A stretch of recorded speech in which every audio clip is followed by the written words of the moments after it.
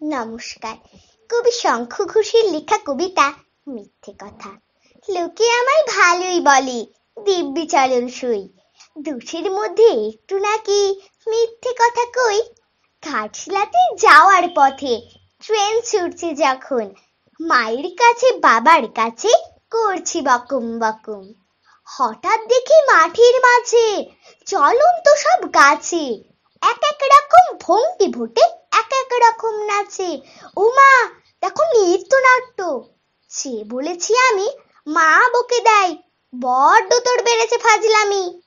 চিড়িয়াখানার নাম জানো তো আমার সেজো মেশর, আদর করে দেখিয়েছিলেন পশুরাজের কিশোর। কদিন পরে চুন খসানোর দেয়াল জোড়ে এটি সে অবিকল সে রকমই মূর্তি যেন দেখি। ক্লাসের মধ্যে যে বলেছি সুরঞ্জনার কাছে, জানিস আমার ঘরের মধ্যে সিংহ বাঁধা আছে।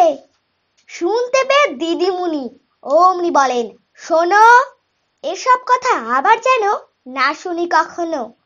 বলি না তাই সেসব কথা, সামলে থাকি খুব, কিন্তু সেদিন হয়েছে কি এমনি বেয়াকুব। আকাশ পাড়ি আবারও চোখ গিয়েছে আটকে, শরৎ মেঘে দেখতে পেলাম রবীন্দ্রনাথকে। নমস্কার।